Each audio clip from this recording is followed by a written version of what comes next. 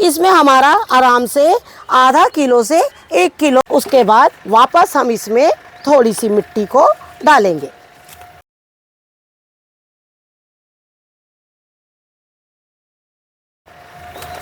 इस तरह से अब हमने अपने पौधे को बिल्कुल पत्ते और नई टहनियाँ आने के लिए अब हमने तैयार कर दिया है। नमस्कार दोस्तों, स्वागत है आपका हमारे ये यूट्यूब चैनल में। दोस्तों, जैसे कि आज हम आपके पास इस अमरूद के पेड़ के बारे में बताने आए हैं कि अमरूद के फल कब लेना है, कैसे लेना है, साथ में इन्हें किस तरह से खाद देना है, इसकी मिट्टी को किस तरह से चेंज करना है और तो और इन्हें चींटियों से भी कैसे बचाना है। इन सारी चीज़ों को देखते हुए हमने सोचा क्यों ना आपके सामने एक छोटा सा वीडियो अमरूद के पौधे को लेकर बनाएं। जिस तरह से क्वेश्चन आ रहे हैं, लेकिन क्वेश्चन में कई बार बताते हुए इतना लंबा वीडियो हो जाता है कि सारे प्रोसेस हम आपको नहीं बता पाते हैं, तो हम आज आपको यही बताने जा रहे हैं। देखिए, जो अमरूद है ना, हम एक्चुअली प्लास्टिक कंटेनर में लगाते हैं। मेरा तो देखिए प्लास्टिक का कंटेनर है और हाल ही में मैंने इसमें से पके हुए अमरूद तोड़े हैं। लेकिन जो अमरूद इसमें मार्च के महीने में, जो फरवरी मार्च से ही जो फलने शुरू हो गए थे, वो अमरूद को मैंने इसमें से निकाल दिया। उसको मैंने बहुत ज़्यादा ध्यान नहीं दिया, कोई सेवा नहीं करी और उसके बाद में मैंने उसे निकलने दिया, उसे झड़ने दिया। क्योंकि एक्चुअली क्या होता है, देखिए, अमरूद 2 सीजन में फलते हैं। वो लोग जो मिट्टी में जिनकी पौधे होते हैं, तो ज़्यादातर अपने पौधों की जो प्रूनिंग वो लोग करते हैं, तो वो लोग क्या करते हैं, जनवरी के मंथ में कर देते हैं। जनवरी के मंथ में करने का सबसे बड़ा कारण ये होता है कि फरवरी मार्च तक के उसमें पूरी टहनियों और टहनियों के साथ में फूल भी आते हैं। अमरूद के फल ज़्यादा आने के लिए हम उसमें कटिंग करते हैं। उसकी प्रूनिंग करिए, हार्ड कटिंग करिए, जो भी करिए। हार्ड कटिंग करना है तो आप जनवरी के मंथ में भी करें, तो उस समय क्या होता है, बहुत आसान होता है पत्तों का और टहनियों का निकलना। लेकिन जिन्हें जनवरी के बाद फल चाहिए, उनकी कटिंग आप इन महीनों में भी कर सकते हैं। जैसे आज मैं इसमें से पूरे अमरूद की टहनियों को निकाल दूंगी, क्योंकि इसमें से मैंने 2 सीजन अमरूद जो हैं वो ले लिए, लेकिन बहुत ज़्यादा मात्रा में नहीं लिया है। मैंने 8-10 ऐसे ही अमरूद लिए हैं। इस बार इसमें कम से कम 100 से भी ऊपर फल आए थे, लेकिन वो 100 फल देखिए इतने छोटे कंटेनर में, और अगर वो बारिश में पकेंगे तो वो मुझे पता था कि मेरा फल जो है वो बहुत ज़्यादा अच्छा नहीं रहेगा। और जब भी हम कंटेनर में पौधा लगाएं तो बहुत खुशी से, और जब इतने फल आते हैं तो हम बहुत खुश हो जाते हैं, और जब वो झड़ते हैं तो हमें बहुत दुख होता है। इसीलिए हमें एक राइट टाइम का चुनाव करना बहुत ज़रूरी है कि हमारा कंटेनर कैसा है और उसमें फल कैसे आएंगे और कब आएंगे। इस अमरूद के ही बीच में हम ऐसे कुछ फलों के भी नाम लेने जा रहे हैं जो गर्मी में बहुत आसानी से होते हैं। जैसे आपका हमने एक जामुन फल दिखाया था जिसको वाटर एप्पल बोलते हैं, रोज़ एप्पल बोलते हैं, वो हम आपको फिर से एक बार दिखा रहे हैं। इस कंटेनर को हम आपके अमरूद के पेड़ के साथ में जोड़ रहे हैं। वो जोड़ने की वजह क्या है वो भी हम आपको बता रहे हैं। जैसे देखिए, अमरूद भी जनवरी से फल आने शुरू हो जाते हैं, फरवरी मार्च से, और इसमें भी जनवरी से फूल आना शुरू हो गए थे। लेकिन ये जो फल है वो गर्मियों में ही होगा और बाकी जो ठंड के सीजन में नहीं होगा। ये जो अपने क्लाइमेट के अनुसार ही ढल जाता है। हालांकि ये भी कंटेनर में लगा है, इसका भी कंटेनर जो है वो काफ़ी गर्म हो गया था। आप देख रहे हैं कि हमने इसको किस तरह से मक्के के पौधे से, इधर खीरे के पौधे से और कुछ जालियों से भी हमने इसे ढाक रखा है। और कंटिन्यू हम इसका ध्यान रखते हैं चींटियों से। देख रहे हैं आप, हमने चींटियों का जिस तरह से बताया है आपको, ये देखिए सारे चींटियों से भी हम इसकी रक्षा कर रहे हैं। और अब जो हैं इसके फल जो हैं हमारे वो पक रहे हैं। तो ये देखिए इस तरह से ये जो अमरूद है ये जो पक रहे हैं, ये देखिए ये भी यहाँ पर जामुन फल के ही नाम से जाना जाता है। ये देखिए ये देखिए इस तरह से। तो ये जो फल है आपके, ये आपका जो है वो आपका गर्मी में ही ये फल जो है वो तैयार होगा।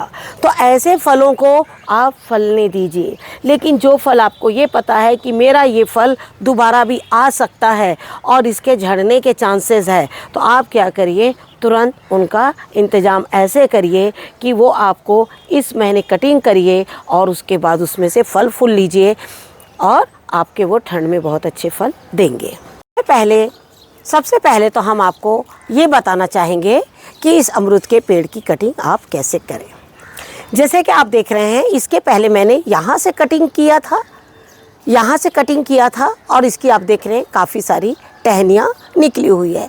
लेकिन अब मैं क्या करूँगी, अब ये देखिए इस तरह से ये इनमें अमरूद भी यहाँ पर देखिए, ये देखिए इस तरह से जो यहाँ टहनियाँ निकली थी और उसमें से ये सारे अमरूद जो है वो फले थे। लेकिन अब हम क्या करेंगे, इसको यहाँ से कटिंग कर देंगे। ये देखिए, हाँ ये देखिए, जब हम इसकी कटिंग करेंगे तो बिल्कुल सीधा ना करके ये देखिए इस तरह से हम इसकी जो है वो कटिंग करेंगे। और उसके अलावा ये जो टहनी है इसको भी मैं यहाँ से निकाल दूँगी। ये देखिए इस तरह से, ये काफ़ी हार्ड स्टेम है, थोड़ा मुश्किल से कट रहा है, लेकिन ये देखिए इस तरह से। तो आप देख रहे हैं कि हमने इस अमरूद की कटिंग कर दी है, क्योंकि इसमें हमारा कोई भी अमरूद नहीं है। अब कटिंग के बाद हम इसमें पुरानी मिट्टी मैंने देखिए इस तरह से निकाल ली है और अब इसमें मैं नई मिट्टी डालूंगी और इसमें मैं कुछ खाद डालूंगी। लेकिन हम आपको ये बताना चाहेंगे कि अमरूद को काटना आपको तभी है जब आपको ये पता लगे कि इसमें फल हमारे अभी नहीं है और आपको किस महीने में इसमें से आपको फल जो है वो चाहिए। ये चीज़ का आप ध्यान जो है वो बिल्कुल रखिए। जैसा आप देख रहे हैं काफ़ी गर्मी है, लेकिन कुछ पौधे ऐसे हैं जो गर्मी में भी कटते हैं, बारिश में भी कटते हैं और ठंड में भी कटते हैं। लेकिन अमरूद एक ऐसा पौधा है जिसको जब भी हमें फल की ज़रूरत पड़ती है तो हमें उसकी टहनियों को काटना पड़ता है और टहनियों को काटने से उसमें नए फल और फूल आते हैं। लेकिन इस वक्त जिस पौधे के सामने हम खड़े हैं ये मेरा फलों से लदा हुआ है। एक्चुअली इसके फल जो हैं वो थोड़ा लेट आए हैं। उसके फल जो थे काफ़ी जल्दी आए थे और उनको पूरी की पूरी गर्मी मिली। लेकिन अभी जो है इसके फल अभी आए हैं और ये फल मुझे पता है अक्टूबर नवंबर तक जाएंगे अगर ये फल इसमें टिक गए तो गर्मी से, क्योंकि हालांकि ये भी तो कंटेनर में ही है, इसीलिए गर्मी के फूलों की जो ऐसे फल जो साल में 2 बार देते हैं, ठंड में भी और गर्मी में भी, तो ऐसे फलों की हम बहुत ज़्यादा उम्मीद गर्मियों में नहीं रखते हैं। जो खेतों में बड़े बड़े अमरूद के बगीचे होते हैं वो लोग कई बार अपने फल ना झड़े इसके लिए कई केमिकल का यूज़ करते हैं। लेकिन हम जब टेरेस में ऑर्गेनिक पद्धति से जब हम इस तरह के पौधे उगाते हैं तो फल वाले या सब्जी वाले हम टोटल जितने भी टेरेस पे गार्डनिंग ज़्यादातर जो मैं करती हूँ, मेरी गार्डन में सिर्फ गोबर, सरसों खली, यही खाद मेरी जो होती है। इसलिए मैं अपने पौधों से बहुत ज़्यादा उम्मीद ना करके मैं सोचती हूँ इसमें जो भी फल आएगा वो काफ़ी अच्छा होगा। एक चीज़ खासियत ये बताना चाहेंगे कि ये जो इसके पहले जो मैंने अमरूद दिखाया जिसकी मैंने कटिंग करी, उस अमरूद की खासियत है कि ऊपर का जो छिलके वाला लेयर है वो बहुत कम है और अंदर का जो पल्प वाला पोर्शन है वो उसमें बहुत ज़्यादा है। हालांकि मुझे उस पौधे का नाम जो है वो नहीं मालूम है, लेकिन ये जो मेरा पौधा है ये ताइवान पिंक है। इसमें पिंक अमरूद जो है वो हमारे इसमें आते हैं और इसका ये जो है पहला ही फल है मेरा। लेकिन एक्चुअली जब ये पक जाएगा या इसमें ये फल ठहर जाएगा, हमें देखिए हम बहुत ज़्यादा उम्मीद लगाकर नहीं बैठ सकते हैं कि ये मेरा फल होगा ही होगा, कि अब जब से इसमें फूल आते हैं ना तब से हमारा ना मन ना प्रतिदिन आके इन्हें झांकता है, फूल है, फल आ गया, फल है, फल झड़ा तो नहीं है। ये चीज़ हम लोग प्रतिदिन आकर अपने टेरेस में देखते हैं। अब हम आपको इसमें किस तरह से कोड़ाई करना और किस तरह से खाद डालना और कौन सी खाद डालना, हम ये दोनों चीज़ आपको बताते हैं। हम आपको ये बताना चाहेंगे कि जब इसमें फल और फूल आ जाए तो बेहतर होता है कि इनकी जड़ों को आपको नहीं काटना चाहिए। खैर, हमने भी आज इसकी जड़ें जो है नहीं काटी है, सिर्फ आप लोगों को दिखाने के लिए हमने इस मिट्टी को खोदा है। आपको एक चीज़ ये बताना चाहेंगे, अमरूद के पौधों में हमेशा मिट्टी जो है वो इस तरह से गीली रहनी चाहिए। और गीली रहनी इसलिए चाहिए कि अमरूद का पौधा अगर सूखे में रहेगा तो उसमें बड़ी चींटियां अपना वास कर लेगी और जो आपके फल हैं वो झड़ जाएंगे। फूल तो किसी तरह आ जाएंगे, जो पहली खाद है, जो पहला न्यूट्रिशन है वो फूल ले लेते हैं, लेकिन अगली बार उसको पूरा ना करके वो पेड़ों से झड़ जाते हैं। तो अब हम आपको बता रहे हैं कि इसकी मिट्टी को किस तरह से खोदना है। जिसका कंटेनर बहुत बड़ा है तो वो अपने जड़, ये जैसे जड़ है, जड़ से इतनी दूरी यानी कि अपने हाथ से इतनी दूरी पर पूरी मिट्टी की कोड़ाई को जो है आप कर लीजिए। मिट्टी की कोड़ाई करने के बाद अगर आप ज़रूरत समझते हैं तो इस मिट्टी को रखिए, नहीं तो इसकी मिट्टी आप दूसरे प्लांट में डाल दीजिए और इसमें आप नई मिट्टी जो खाद मिलाकर और बनाते हैं और उसको डालिए, क्योंकि पुरानी मिट्टी की उर्वरकता जो है थोड़ी कम हो जाती है। तो हम नई मिट्टी डालेंगे तो ये जो नए फल लगे हैं इन्हें जो है एक नई ताकत मिलेगी। तो अब हम सबसे पहले आपको बता रहे हैं कि किस तरह से आपको इसमें मिट्टी डालना है। हम इसमें पुरानी मिट्टी हमने निकाल दिया है और ये मिट्टी हम डाल रहे हैं। आपको हमने कई बार अपने सॉइल प्रिपरेशन का वीडियो डाला है, तो आप हमारा सॉइल प्रिपरेशन वहाँ से देख सकते हैं। एक्स्ट्रा में अगर हमने इसमें कुछ डाला है तो वो है हमारा राइस हस्क, और वो इसलिए डाला है क्योंकि गर्मी काफ़ी है और राइस हस्क जो है थोड़ा जो पॉट की जो गर्मी है उसकी हीट को थोड़ा सा मेंटेन करते हैं, ऐसा सुनने में आया है और यही वजह है कि हम सभी में राइस हस्क जो है वो डाल रहे हैं। इसमें जो खाद डालेंगे वो इसमें गोबर का पल्प है। ये जो गोबर है हमारी सड़ी हुई खाद है गोबर की, उसको हमने पानी में 3 दिन पहले भिगो के रखा था। 3 दिन भिगाने के बाद में इसमें ऐसा होता है कि जब हम 3 दिन भिगाते हैं तो इसमें जो गर्मी है वो जो है हमारी खाद की सब निकल जाती है। उसके बाद हम इस तरह से इसमें इस पल्प को डाल दें। हम पल्प ज़्यादातर हम सूखी गोबर से कहीं ज़्यादा पल्प का ही इस्तेमाल करते हैं, क्योंकि पल्प जो है गीली खाद होती है और जड़ जो है उनको बहुत जल्दी पीना शुरू कर देती है। इस तरह से आप इस पल्प को चारों तरफ में फैला दीजिए। इसको जड़, ये देखिए इस तरह से।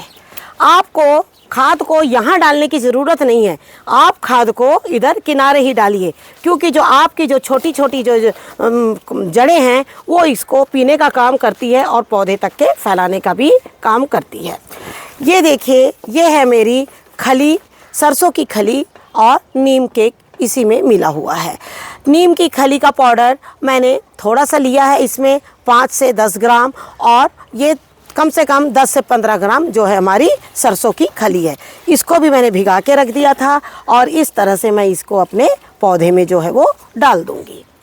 सरसों की खली को भी आप 3 दिन कम से कम भिगा दीजिए, क्योंकि गर्मी बहुत ज़्यादा पड़ रही है और जो सरसों की खली होती है उसको हम ताज़ा पाउडर फॉर्म में ना डालकर उसको हम कोशिश करें कि गीला करके ही डालें। कई बार हम सूखी खली का जब पाउडर डालते हैं और अगर किसी कारणवश आपने पौधे में पानी देने में चूक कर दी तो आपका पौधा जो है वो जल जाएगा। को कोरा ना रखकर इसको जो है आपको वापस मिट्टी से पैक कर देना है। इस तरह इसे आप वापस मिट्टी से पैक कर दीजिए।